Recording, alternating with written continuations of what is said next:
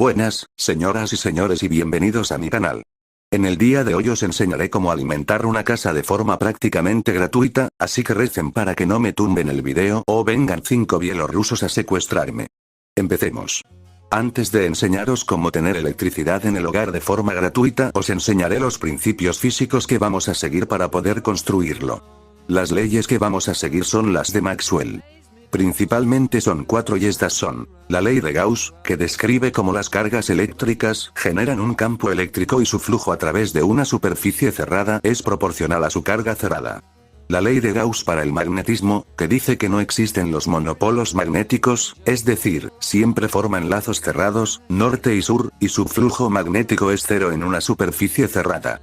La siguiente es la ley de Faraday para inducción electromagnética, que estipula que un campo magnético variable genera un campo eléctrico, y el voltaje inducido es el contrario al flujo magnético del circuito. Y la última es la ley de Ampère-Maxwell, que es lo mismo que la otra pero que el campo eléctrico variable hace uno magnético. Si no sabéis qué es un lazo cerrado, es simplemente que salen líneas de campo del polo norte, y va al sur y al revés, podéis verlo con forma similar a un infinito, y una superficie cerrada es una esfera imaginaria que sirve para calcular flujos, se llama campo gaussiano. Entendiendo esto ya podemos empezar a hablar del sistema que usaremos.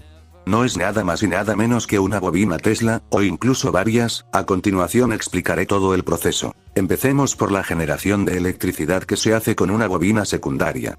Esta está formada por un cilindro de tubo hecho de PVC, al cual se le enrolla alambre de cobre esmaltado, o si eres un ricachón le puedes poner oro que irá mejor.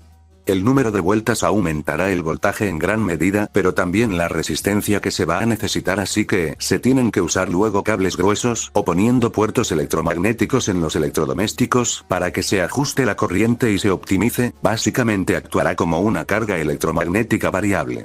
Esto es lo principal para generar voltaje. Después de esto está la bobina primaria, que tiene menos vueltas que la otra, una pequeña tiene entre 5 y 20, pero estas son de cobre desnudo. Esto forma el circuito resonante.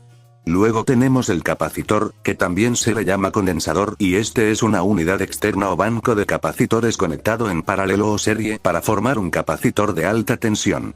Este acumula carga y luego la libera en la bobina primaria. Luego tenemos el chispero, que son 2 electrodos separados por un pequeño espacio de aire donde se produce la chispa para disparar la carga del capacitor hacia la bobina primaria. Esto actúa como un interruptor no controlado.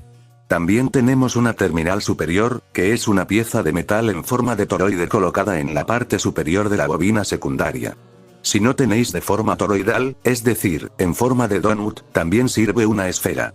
Sirve para almacenar carga y distribuir el campo eléctrico, evitando arcos prematuros. Y para terminar tendríamos el soporte, que sirve para sostenerlo todo, puede ser de metal, plástico o madera. Aunque no recomiendo la madera, ya que gracias al efecto Joule sabemos que la electricidad genera calor, y no creo que os apetezca un incendio doméstico. Esto es el esquema de una bobina básica, obviamente se pueden hacer muchísimo mejores y os lo enseñaré en el siguiente video. Ahora pasemos a la segunda parte del sistema. Para que la bobina funcione se debe usar una fuente de alimentación, esta puede ser la corriente de casa, o esto que diré, aunque es más complicado, es gratis. Se pueden usar imanes de neodimio que van de un campo magnético de 0,3 a 1,2 teslas, y estos si los mueves o los giras, pueden generar carga eléctrica suficiente para alimentar un electrodoméstico. También recomiendo usar volantes de inercia, que sirven para retroalimentar el sistema con un rendimiento entre el 75 y 90%, se pueden usar varios para llegar a más rendimiento, pero jamás se podrá llegar a 100, ya que la energía pasa por varias transformaciones y un sistema divergente rompe la segunda ley de la termodinámica. Si queréis mayor rendimiento, cambiad el tamaño de los imanes y usad otro material con mayor tasa de teslas, ya que recuerden que el flujo magnético es igual a su superficie por el campo magnético medido en teslas, por el coseno del ángulo, que normalmente es 0. Más grandes y más potentes, mayor potencia del mecanismo. Y lo más importante con diferencia es el transformador. Esto sirve ya que la electricidad generada por la bobina es de alta tensión y baja frecuencia, y el transformador la regula y la hace apta para el consumo doméstico, así que es un win-win. Bien, esto es todo en cuanto al modelo básico. Con esto podéis alimentar electrodomésticos, hacer generadores de emergencia para evitar apagones, y alimentar una parte del hogar. He de decir que con esta versión se deberían poner varias, ya que, si no queréis conectarlas al cableado irán por distancia, su potencia escala con el cuadrado de la distancia desde el epicentro de generación del campo, así que si no la hacéis muy potente tendrá que estar cerca. También recuerden que tenéis que hacer un campo variable, significa que se debe ir moviendo, vía rotación o traslación, pero esto no supone ningún problema. Si queréis ir a lo fácil, conectadla a la corriente y esto optimizará los aparatos eléctricos, haciendo que no gasten tanto y eso se notará en la factura de la luz. Esto ha sido todo por hoy, espero que os haya gustado el video. Para la parte 2 hay que llegar a 25 likes si queréis que la suba.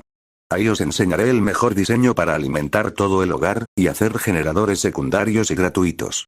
También haré un poquito de disclaimer.